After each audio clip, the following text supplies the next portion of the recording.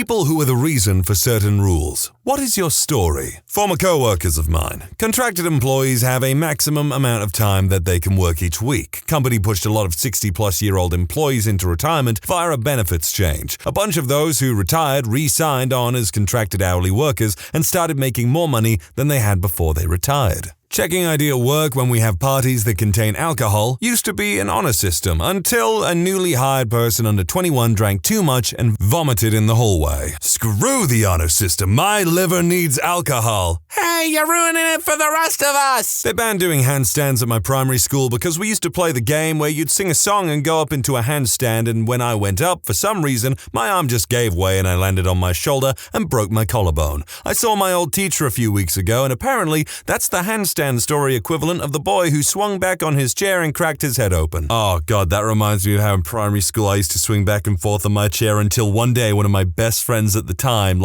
actually cracked his head open on the corner of a table behind him, and he left a big old pool of blood there. It was awful. There was also a guy who slipped on a banana peel, legitimately slipped on a freaking banana peel and fell down stone steps, and they had to get paramedics in or something. When I was going into 6th grade, my family was moving to a new town. In order to prevent myself and my brother from having to go through the hassle of moving and to alleviate some of their stress, my parents decided to send us to sleepaway camp for 6 weeks. My brother, 2 years older, proceeded to get extremely sick within the first week or so that we were at camp. He was on bed rest, and at more than one point, the staff had to bring him into the small town nearby to go to the hospital. My mother had a tendency to overreact and make mountains over molehills. She was extremely unhappy with the staff and thought it was outrageous that my brother got that sick that quickly, assuming that someone must have showed up to camp on the first day knowing they were sick and spread the germ to my brother. Luckily, he recovered after the first week and was able to enjoy the rest of the summer. When the term was over, we left camp excited to see our new house and meet the people at our new school. Fast forward to the next summer, our parents saw how much we enjoyed camp and decided that having us out of the house for a month wasn't so bad for themselves either. Instead of driving us this summer, they decided to send us on the buses the camp ran to different counties and states. The total ride was about 4 hours, an eternity for a middle schooler with a surplus of energy. Once we arrived at the camp, the buses all line up and there's an in-process tent set up where all the kids had to walk through before they could get their bags and go to their cabins. It was taking forever. I started to get irritated. I had waited all year for this, now I have to wait more. I finally get off the bus and into the tent and see what they're doing. Each camper is getting asked a series of questions about their current health. Are they feeling sick? Do they have any allergies? Do they have any prescriptions, etc.? They would then get their temperature taken by the nurse to confirm they did not have a fever and were sent with a counselor to their cabin. I got to the end of the line and asked the nurse why they're doing all of this because it is taking so long and I was being an impatient child. Her response, parent was very upset last summer that their camper got sick, so now we are screening everyone and quarantining them if they show any signs of symptoms of being ill. I look at my brother who is standing behind me and yelled, "Thanks a lot!" In 3rd grade, I jumped off a very tall piece of playground equipment, smacked my chin on my knee and bit my tongue. It was a bloodbath, and the teacher passed out and hit her head off of the pavement, resulting in another bloodbath. Well, the next morning, there was an announcement stating no more jumping off the tower on the playground. The next day, the teacher's son tried jumping off of a rope swing over the schoolyard fence and broke both of his arms. The school removed all of the fun stuff off the playground that summer. I can only imagine they were probably the most hated people on the playground for a little while after that.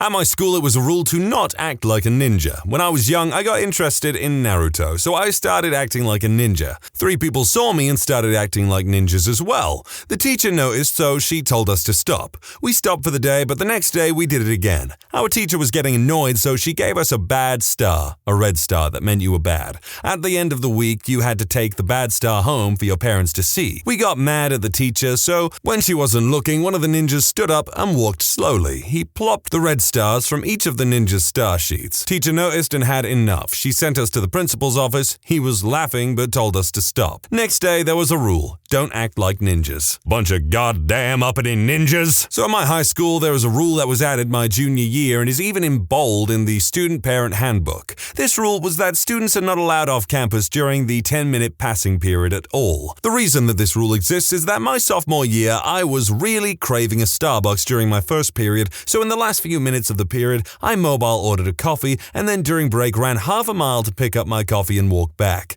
I made it back to my class on time, but the school still tried to get me in trouble until I said, show me where it says I can't leave campus during the passing period in the handbook and I will accept any punishment. Otherwise, you have no grounds to punish me. And after 20 minutes of sitting in the office, I got out with no punishment. Then my junior year, that rule was added to the handbook. To this day, it's one of my best, worst accomplishments. I'm just waiting for that person to be like, I'm the reason that they locked Newgrounds or Miniclip or Armored Games from the school computers. I moved from the Midwest to Texas to attend college. It was the first time I tasted deep-fried okra. The cafeteria was all you could eat. The okra was like sniff to me, and I ate plateful after plateful. Pretty soon, the rule was 2 servings per meal. I got Beyblades banned in 4th grade, circa like 2002. My mom had cheaped out and bought me an off-brand Beyblade that was heavier and I think made out of metal or something dense. Anyways, we had this one kid who would bring in like the Battle Dome or whatever they had. My Beyblade would collide with theirs and theirs would just go flying out of the dome at unsuspecting victims. Picking up speed, running out of time, going head to head. It's a way of life, you gotta fall down,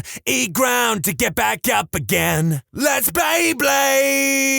I adored Beyblade as a kid. The anime, the Beyblades themselves, they were so cool. I thought it was the best fad to come out at that time in schools and stuff. Yeah, there was the hazards and everything, but it was cooler than frickin' Yu-Gi-Oh!, which I have fallen so frickin' far off from. I don't even know what's going on in that anymore. I also remember Battle Beat-A-Man, which I really liked and I even bought, but like no one gave a crap about Battle Beat-A-Man. Does anyone even frickin' remember Battle Beat-A-Man? Back in the day on Neopets, there was this rule that you couldn't make posts titled things like Girls Only Party, but the rule was never enforced. So one day when I was 12, and on my mother's Neopets account since I was too young to use the Neo boards, I made one of these boards, and everything was fine for the first 10 to 15 pages. Everyone was staying within the rules on the rule-breaking post, so TNT, the Neopets team, basically the mods and developers and stuff, left us alone. And then someone decided to RP going swimming, which was kind of risky and I warned against it. Shortly thereafter, someone made a post that was pretty similar to the following.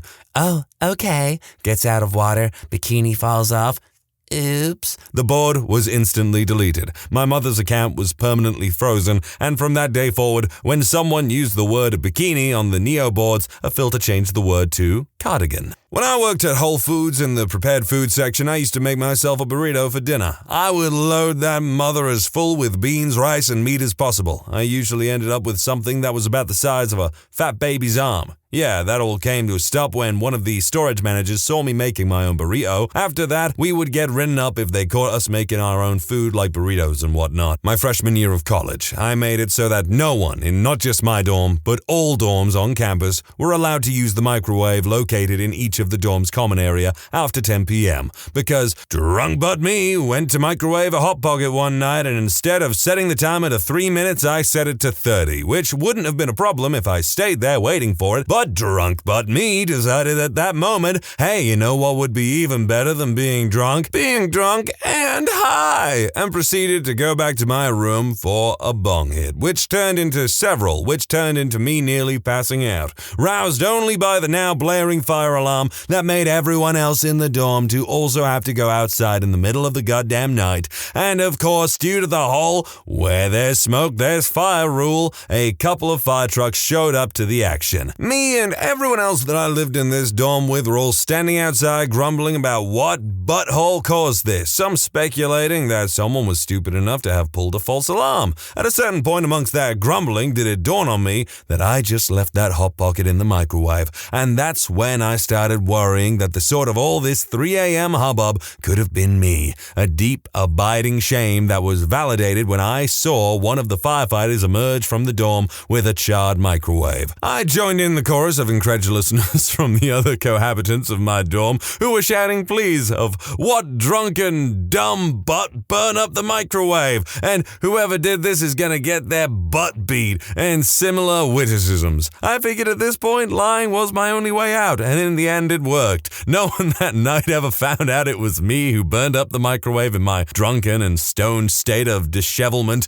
and was the source of the no microwaves after 10 rule in the dorms that was enforced for the rest of the time I was in school, and could still be in place for all I know. My fourth high school now has a rule that teachers have to actually check in with the office before allowing a student into your class, even if you know them. My mom gave up on me going to high school because she didn't graduate, and neither did my grandma. No one on my dad's side graduated either, pulled me out of school. I moved across the state and started going to my old school again, and the teachers didn't check in on if I was supposed to be there. I still hated going to classes, but needed the testing so I could get credits, so I would ask my friends who had the same classes to tell me when their tests were, and would sit in the cafeteria for both lunch sections. It took them a few months to figure it out. Our gym where we had prep rallies was a level lower than most of the school, so there was an elevator so disabled people could get there. A few of my buddies and I would take the elevator back up with one of my best friends who was in a wheelchair because we would sit with him during the rallies and walk back to class with him and chat in the elevator. One day, an assistant principal saw us get out with him and lost his mind because he thought we were using the elevator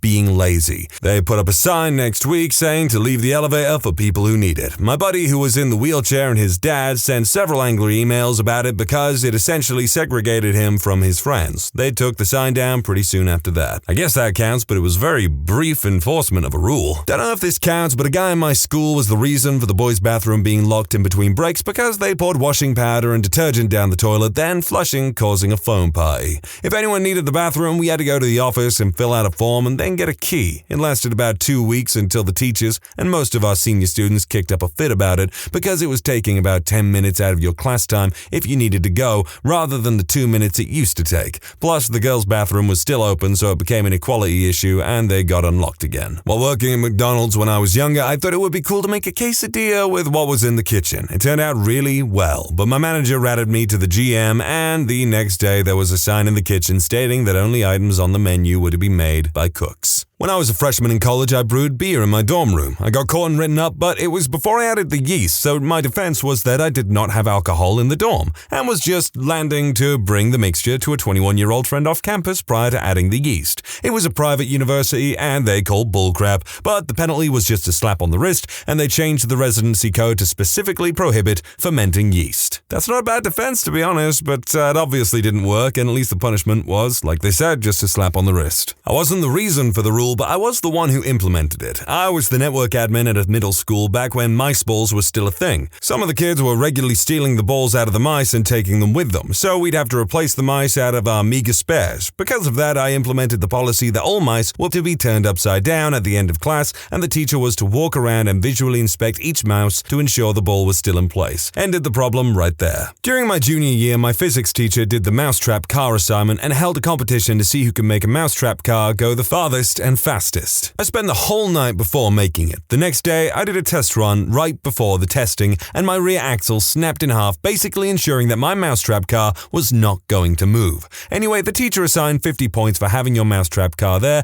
and 50 points if it moved. He gave each student at least 3 attempts to get his mousetrap car to move. Everyone in my class got theirs to move, and I knew mine was basically fricked. We were doing these runs in the hallways, and I was so glad that no one came out to see how mine will do. When it came to my turn, I set up my mousetrap car and let it go. The car was barely moving, and I was losing my mind due to how fricked I thought it was. My teacher had to come closer, get on his knees, and see that the car is actually slowly moving. Confused students came out due to my celebration and howling only to see the mousetrap car at my knees. I got full credits for that assignment. The physics teacher did the assignment again my senior year, and I saw that he changed it so that your mousetrap car had to go at least 1 foot to get those points. Maybe there were other students that were reasons for it, but as of my knowledge, the teacher had me in mind. I went to a Catholic school that had a strict uniform policy. I'm the oldest of 4. This will be important later. For Halloween, seniors are allowed to dress up while the underclassmen wear uniforms.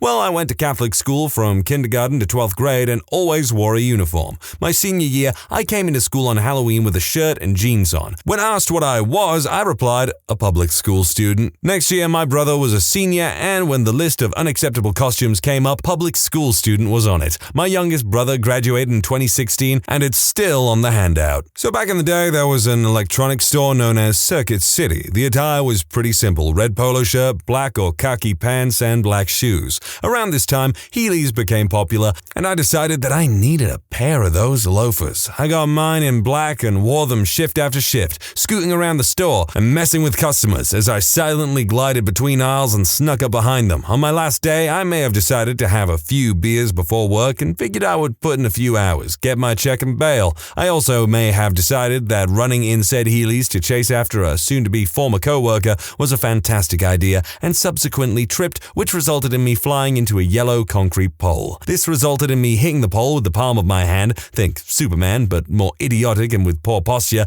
and breaking my arm. After getting a fancy cast, I filed workers' compensation because why the heck not? After getting approved, since there was nothing defining whether or not the black shoes were supposed to be wheel-free, Circuit City promptly amended the handbook and stated that flat black bottomed shoes were the only acceptable kind. A year later, they went under, and I still have my Heelys. Even as an adult, I still catch myself being slightly jealous of kids with Heelys, because I'm like, I'm too old to wear Heelys, but I guess not. But also, I wish I had Heelys when I was a kid. Uni rolled out monthly internet traffic quotas because several students reportedly downloaded what at the time in history were inordinately excessive amounts of data. This was almost 20 years ago. My group of friends knew some people who worked in the uni's IT management department, so a few days after that was announced, we go by their office to head off for movie night, and I noticed a sheet of paper with a list of student numbers and associated traffic volumes posted on the team billboard. My student number is sitting right at the very top.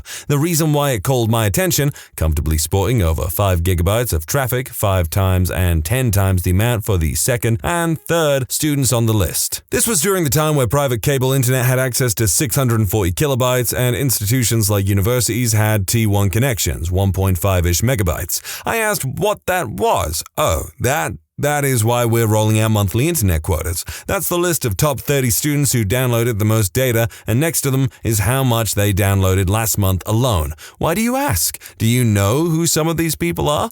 I told them I didn't know about any of the others, but the one at the top was mine. The look on their faces was a mix of fascination and shock. And for the rest of the night, I had to listen to them ask me several times how had I managed to do that consistently for the last few months. A bit of background. Uni IT, being unable to guarantee that computers would be clean enough in the long run, had to put in place an OS image download that all computers would grab and reset themselves to. Imagine Windows 10 disk restore functionality, but in the late 90s and early 2000s. During a lot of project nights, labs were open 24/7 to students. We would end up eventually losing focus, which would quickly turn into playtime.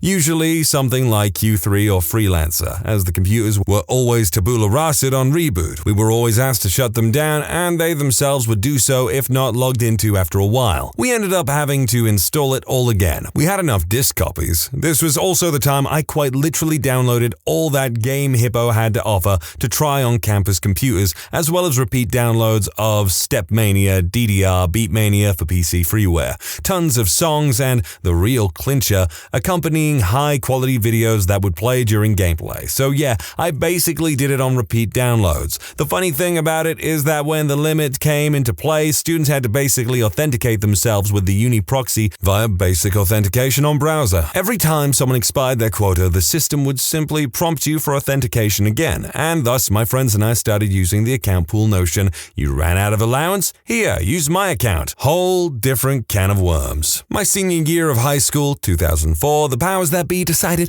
we had to work on a year-long project of our choice. At the end of the year, we had to give a presentation on our project. The rules given to us for appropriate attire clearly stated students must wear either a dress, skirt, or a tie and collared shirt with slacks. Being a girl who really hated dresses and skirts, I decided to be smart and wear a tie, collared shirt, and slacks. Nobody argued with me, but the next year the rule stated boys wear a tie and slacks and girls wear skirts or dresses. Yes, it was sexist. No, I wasn't protesting the sexism, I just wanted to wear pants all day for a 15-minute presentation. Nothing wrong with that if you ask me. So I've got 2 stories for this. One is in 6th grade and the other is in 9th grade. When I was in 6th grade, we used to shoot paper at our teacher with those little rubber band hair ties, whatever bracelet things. After a few months, the principal got tired of hearing the teachers complain that the kids were shooting paper at them. We did it in class, at recess, at lunch, on the bus, wherever we could. That Christmas, my mom bought bought me a big box of that stuff, so I showed up to school with the bag full of it and sold it to the kids. They got caught every time but never ratted me out. I just kept bringing it in and let them shoot it. We got in so much trouble for it now they will suspend anyone for just having a rubber band.